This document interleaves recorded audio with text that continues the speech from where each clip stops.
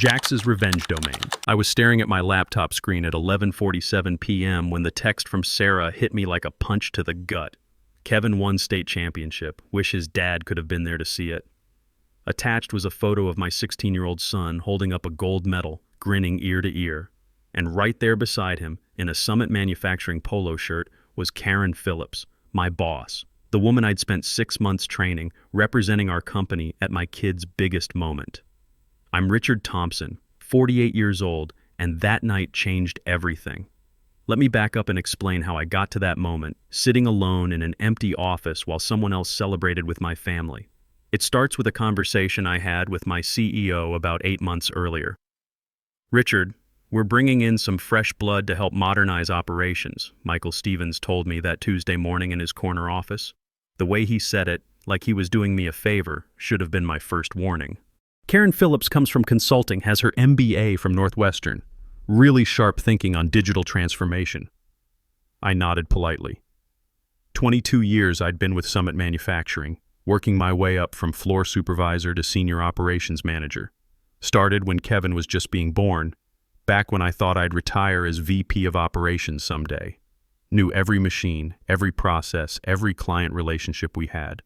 When they'd announced the restructure, I figured my time had finally come. Instead, they hired Karen Phillips. 35 years old, fresh MBA, full of buzzwords about synergistic solutions and process optimization frameworks. Michael positioned it like a partnership. "You'll be instrumental in bringing Karen up to speed. Your experience combined with her strategic vision, it's going to be powerful." Translation, train your new boss. I did what I always do, stepped up. Sarah wasn't thrilled about the extra hours, but she understood. "Just don't let them take advantage of your good nature," she warned me. I laughed it off. After 22 years, I figured I knew how the game worked. Karen's first day, I spent 4 hours walking her through our manufacturing floor, showed her the injection molding stations where we'd reduced cycle time by 12% last year, explained the quality control checkpoints I'd implemented after the Hartwell Industries recall in 2019, introduced her to Tommy Rodriguez, our shift supervisor who'd been there 18 years and knew which machines had personality quirks. "This is incredible, Richard," Karen said, taking notes on her tablet. "The institutional knowledge here is exactly what we need to leverage for scalable improvements." I liked that she listened, asked good questions, wanted to understand not just the what, but the why behind our processes. When I explained how we'd built the relationship with Precision Industries over 15 years, she seemed genuinely interested in the human elements. The birthday cards I sent to Stephen Clark's daughter, the way I'd flown to their facility during the supply shortage in 2018. "These relationships aren't just transactions," I told her. "Stephen calls me directly when they have problems because he trusts me to solve them. That's not something you can automate." "Absolutely," Karen nodded. "Trust and relationship management are core assets we need to protect and build upon." Over the next month, I brought her into every client call, every supplier negotiation, every crisis management situation. The Hartwell emergency order that needed custom tooling, I walked her through how I convinced our supplier to prioritize us over their other customers. The Morrison account quarterly review, where I'd presented 3 years of performance improvements. I showed her the data behind every chart, explained the context behind every metric. Karen was a quick study. Started asking to schedule follow-up calls with clients, wanted to deepen the relationship. She'd send recap emails after our meetings, positioning herself as primary contact for next steps. I thought it showed initiative. "She's really taking ownership," I told Sarah one evening after another late day of training sessions. "Good to see someone who wants to understand the business instead of just throwing around consulting jargon." Sarah looked up from helping Jennifer with her algebra homework. "Just make sure she doesn't take too much ownership of your work." I should have listened to Sarah. Always should have listened to Sarah. The first crack appeared during month 2. Stephen Clark from Precision called my direct line, like he had for 15 years. "Richard, we've got a vendor problem with the Q3 delivery. Can you work your magic?" I was in the middle of explaining the solution when Karen appeared at my desk, made hand gestures indicating she wanted to join the call. I muted the phone. "I should probably take point on this," she whispered. "Good opportunity for me to demonstrate value to the account." Something twisted in my stomach, but I added her to the call. "Stephen, I've got Karen Phillips here, our new director of operations. She's been working closely on the Precision relationship." "Good to meet you, Karen," Stephen said politely. "Richard, about this vendor situation. For the next 20 minutes, I provided solutions while Karen took notes. After we hung up, she smiled. That was perfect. I'll handle the follow-up coordination with their team. 2 days later, Karen forwarded me an email from Steven. Thanks for jumping on the vendor issue so quickly, Karen. Your solution saved us significant delays. My solution, but Karen's credit. I told myself it didn't matter. We were a team. Success was success. But late that night, I found myself staring at the ceiling, wondering when client relationships I'd built became team relationships and when my solutions became team solutions.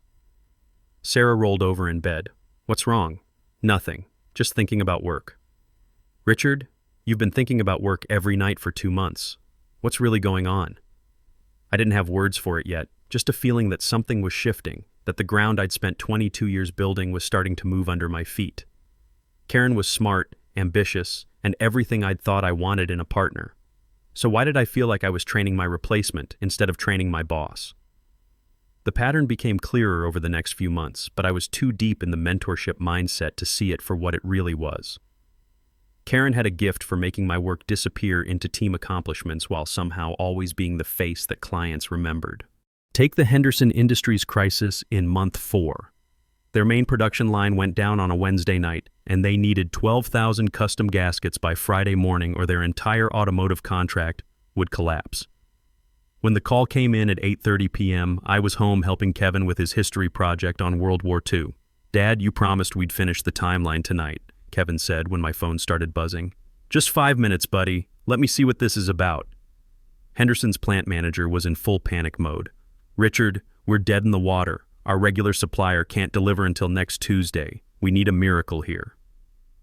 I spent the next 3 hours working the phones, called Jerry Martinez at Industrial Rubber Solutions, reminded him how we'd helped them through their cash flow problems in 2020, reached out to Patricia Wong at Pacific Components, leveraged our relationship from the Hartwell emergency.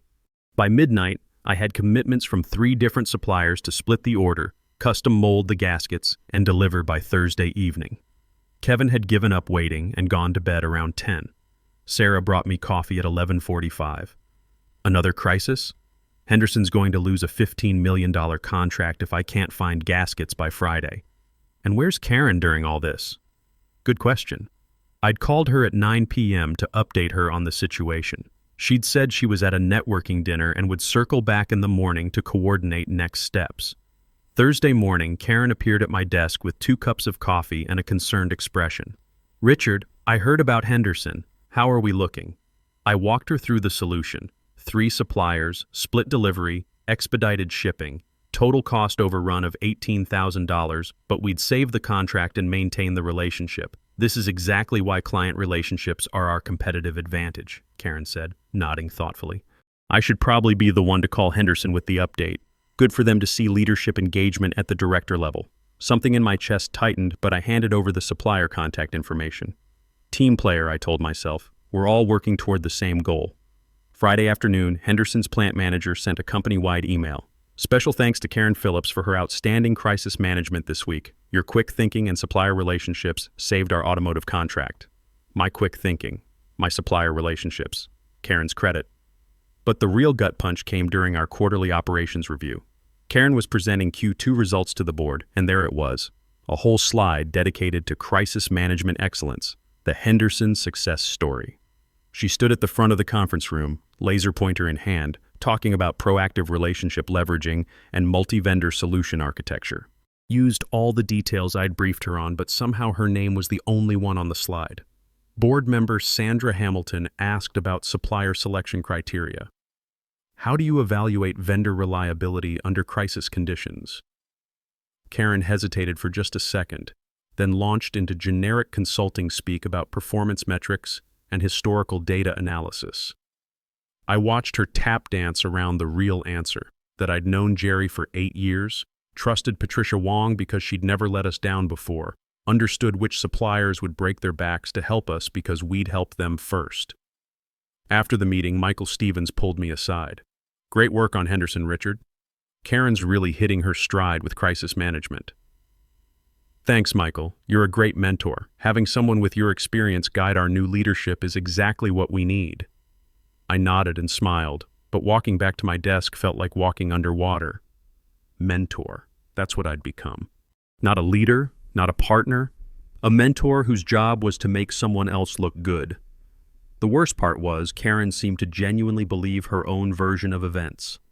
At the company happy hour that Friday, she told anyone who'd listen about her all-hands-on-deck approach to the Henderson crisis, how she'd coordinated a complex multi-vendor solution and maintained client confidence through transparent communication. I stood at the bar, nursing a beer, listening to her describe my 3 a.m. phone calls as her strategic vendor outreach. Sarah had asked me to be home by 7 for Jennifer's piano recital practice, but here I was at 6:45, watching my work get repackaged as someone else's success story. Tommy Rodriguez, our shift supervisor, sidled up to me at the bar. "Hey Richard, that Henderson thing was pretty slick. Heard you pulled some serious favors to make that work." "Team effort," I said automatically. Tommy gave me a look. "Right, team effort." Driving home that night, I started thinking about a conversation I'd had with my father 20 years earlier. He'd worked 30 years at General Electric, retired as a plant manager. Told me the key to success was simple: do good work, treat people right, and credit will find its way to you. Dad died believing that formula worked. Maybe it did, back in his generation. But sitting in traffic, listening to messages from Sarah asking where I was for Jennifer's recital, I started wondering if the rules had changed. My phone buzzed with a text from Kevin. "Dad, Coach says scouts might be at next week's match. Can you come?" I looked at the message for a long time before responding. "Absolutely, buddy. Wouldn't miss it." But even as I typed it, I had this sinking feeling that somehow, some way, Karen would find a way to make sure I did miss it. And worse yet, she'd probably find a way to be there herself, representing Summit Manufacturing's commitment to employee families. The pattern was becoming impossible to ignore. Every client success I engineered became a team win she presented. Every relationship I'd built over 2 decades was slowly being transferred to her portfolio. Every crisis I solved was reframed as her leadership in action. What I didn't realize yet was that the Henderson situation wasn't just credit theft. It was a rehearsal. Karen was learning my playbook, understanding exactly how I worked my magic with suppliers and clients. She was getting ready for the moment when she wouldn't need me to solve the crisis. She'd just need me out of the way while she took credit for the solution. That moment was coming sooner than I thought, and it would involve the one thing I'd sworn to Sarah I wouldn't sacrifice again: my family. Kevin's state championship was 3 weeks away when everything started falling apart. I'd blocked out that Friday night on my calendar in red ink: Kevin's match, do not schedule, and told everyone in the office that I was completely unavailable. "This is it, Dad," Kevin had told me over breakfast that Tuesday morning, barely containing his excitement. "Coach Martinez says scouts from 3 colleges confirmed they'll be there: Penn State, Ohio State, and Michigan." "That's incredible, buddy. We'll all be there. Front row, wearing those embarrassing Kevin's Dad t-shirts your mom ordered." Kevin grinned. "You promise? No last-minute work emergencies?" "I promise. This is your moment. I wouldn't miss it for anything." Sarah looked up from packing Jennifer's lunch. "You sure about that? Remember when you promised to be at Jennifer's science fair?" That was different. The Morrison account was genuinely on fire that day. "They're always on fire when it's convenient for Karen," Sarah said quietly. I should have paid more attention to that comment. Sarah had a way of seeing things I missed, patterns I was too close to notice. But I was focused on Kevin, on making sure this time was different. The week of the match, I was extra careful. Finished projects early, cleared my calendar, even set an out-of-office message for Friday afternoon. I'd learned to anticipate crisis timing. There was always some urgent client need that materialized right before important family events. Thursday evening, I was feeling confident. All major accounts were stable, no pending crises on the horizon. Even Karen seemed unusually calm during our daily status meeting. "Everything looks good for tomorrow," she said, reviewing her notes. "Morrison order is on track. Hartwell delivery confirmed. Precision Industries payment cleared. Should be a quiet Friday. Perfect. I'll be out of pocket from 4 p.m. on for a family commitment. Kevin's big wrestling match, right? You must be so proud." I was surprised she remembered. "Yeah, state championship. Been working toward this all year. That's wonderful. Family first, always." Friday came and I was actually relaxed for once. Left work at 3:30, stopped home to change into my Kevin's Dad t-shirt, picked up Sarah and Jennifer. We were driving to the school when my phone started buzzing. "Don't answer it," Sarah said. "It's probably nothing." "Richard, it's 4:30 on Friday. It's never nothing." The phone kept ringing. Finally, I glanced at the screen. Karen's name flashing urgently. "Just let me see what it is. Quick check." I pulled into the school parking lot and answered. "Karen, what's up?" "Richard, thank God, we've got a massive crisis with the Henderson order. Their quality inspector just rejected the entire shipment. They're threatening to cancel the contract and demand full refund." My stomach dropped. Henderson was a $2.8 million annual account. What happened? Dimensional tolerances are off by 0.2 millimeters. Their plant manager is livid, says our quality control failed completely. They need someone with your relationships, your expertise to smooth this over. If you can get this sorted tonight, it would show real leadership. There it was again. Real leadership. I looked at Sarah, who was watching me with that expression I'd learned to recognize. Disappointment mixed with resignation. "Karen, I can't. Kevin's match starts in 90 minutes. I promised I'd be there." "Richard, this is $2.8 million in annual revenue.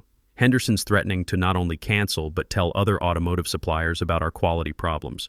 This could destroy our reputation in the sector." I thought about the mortgage, the kids' college funds, the 17 years until retirement. Thought about Michael Stevens and the rumors about layoffs in the manufacturing sector. Can't this wait until Monday? They need an answer tonight, or they're pulling everything Monday morning. I've tried calling Jerry Martinez, Patricia Wong, everyone I can think of. They all said they need to talk to you directly. Something about supplier relationships and quality guarantees. Of course they needed to talk to me. I'd spent years building those relationships, earning their trust. Karen had the names, but she didn't have the history. Sarah was shaking her head slowly. Jennifer was looking confused in the back seat. In the distance, I could see other families walking toward the gym, wearing their team colors and carrying signs. "I have to take this," I told Sarah. "Kevin will understand."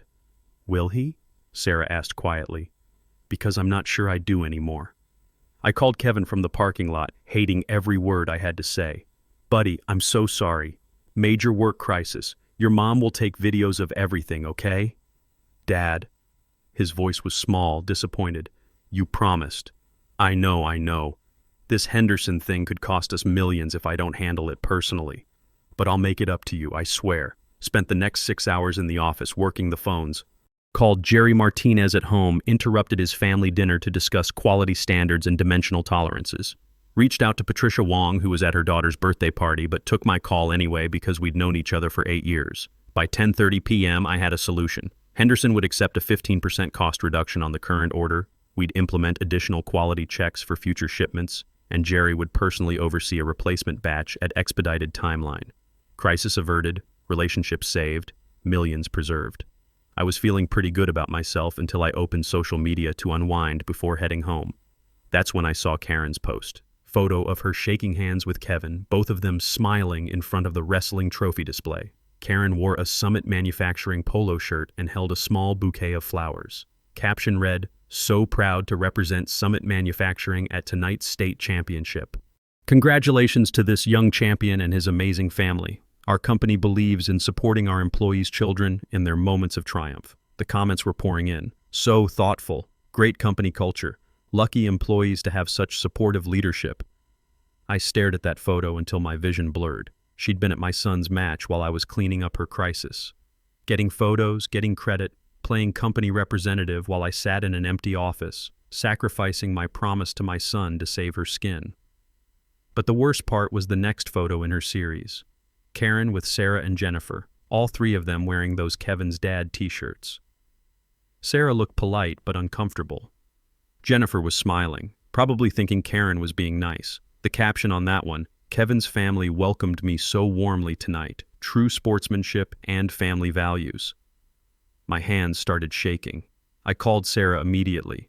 "How did Karen end up there?" She said you sent her. That you were handling a client emergency and asked her to attend as Summit's representative. She brought those flowers for Kevin, gave a nice speech about company support for employee families. I didn't send her anywhere. Long pause. "What are you saying, Richard?" "I'm saying she created this crisis to get me out of the way, then showed up to take credit for supporting our family." Another pause. Longer this time. "Richard, are you telling me she planned this?" The words hung in the air between us. Planned this. manufactured a crisis, sent me to clean it up while she played company representative at my son's championship. I don't know, I said finally, but something's not right. That night, I lay awake staring at the ceiling, replaying every conversation, every crisis, every moment Karen had positioned herself to take credit for my work. The pattern was undeniable now that I was finally looking for it. Sarah rolled over around 2 a.m. You okay? No, I said, I think I've been played. For months. What are you going to do about it? Good question. What do you do when you realize you've been teaching someone to steal your life's work? When you discover that your mentorship has become their ladder to your position? I'm going to start paying attention, I said, really paying attention. And for the first time in 6 months, I meant it. Monday morning, I walked into the office differently. Started a private folder on my computer called Project Documentation. Every email where I provided solutions that Karen later claimed, every meeting where my input became her insight, every client interaction where my relationships became her portfolio. The evidence was everywhere once I started looking. Screenshot after screenshot of emails where I solved technical problems, only to watch Karen present them as her innovations in weekly reports. Client feedback addressed directly to me that got forwarded as team accomplishments. Meeting notes where my 22 years of experience got repackaged as her strategic consulting perspective. The breaking point came 2 weeks later. Karen appeared at my cubicle around 6 p.m. with another last-minute crisis. Richard, Morrison Industries needs a comprehensive production analysis by tomorrow morning's board meeting. Can you pull together the efficiency metrics, cost breakdowns, and optimization recommendations? I looked at my watch. Jennifer had a piano recital at 8 p.m. First time she was performing solo, and she'd been practicing for months. Sarah had specifically asked me to be there early to help her warm up. I'm booked tonight, Karen. This should have been assigned earlier in the week. She blinked like I'd spoken in a foreign language. This is for the Morrison renewal meeting, $4.5 million in annual revenue. Then you should have planned better. I'm not staying late to compensate for poor project management. Her corporate smile cracked just enough to show what was underneath. Richard, this is important. You don't want to appear uncooperative. I've been cooperative for 6 months, watched you rebrand my work, steal my relationships, take credit for every innovation I've developed. I'm done being your ghostwriter. The mask fell off completely. Her voice dropped to barely above a whisper. You work for me now. If you can't handle that responsibility, maybe you should consider other options. Maybe I should. I made it to Jennifer's recital with 20 minutes to spare, sat in the front row, watched my daughter play Chopin's Minute Waltz perfectly, and realized I'd just said no to my boss for the first time in 22 years. The world hadn't ended. The company hadn't collapsed. Karen would have to figure out the Morrison analysis herself. Tuesday morning, an email appeared in my inbox from Stephen Clark at Precision Industries. Richard, heard through the grapevine that you might be open to new opportunities. Industrial Dynamics Corporation is looking for a VP of operations. Your reputation in the manufacturing sector speaks for itself. Interested in a conversation? I stared at the message for a long time. VP level, a company that actually valued experience over buzzwords. I'd spent 6 months watching Karen package my expertise as her innovation. Maybe it was time to take that expertise somewhere it would be properly recognized. The interview with IDC was like stepping into a different world. 3 executives who understood manufacturing, who asked technical questions about process improvement and crisis management. They wanted to know about the Henderson turnaround, the precision relationship management, the efficiency innovations I'd developed. Richard, we've been tracking your work at Summit for years, the CEO said. The industry knows who's really driving operational excellence over there. We'd like to offer you the VP position, significant salary increase, equity package, and clear path to executive leadership. For the first time in months, someone was giving me credit for my actual work, not repackaging it as team effort or strategic consulting, just recognizing 22 years of proven results. I handed in my resignation that Friday, along with a detailed report for William Patterson in HR. Documented 6 months of systematic credit theft, complete with email evidence, meeting transcripts, and client testimonials showing my actual contributions. This is quite detailed, William said, flipping through the folder. You understand these investigations take time. I'm not looking for an outcome, I told him. I just want the truth on record so it can't be buried with my departure. Michael Stevens tried to counteroffer. Director-level position, significant raise, direct report to him instead of Karen. Where was this offer 6 months ago, I asked him, or 22 years ago? Sometimes it takes a crisis to recognize what we have. Exactly.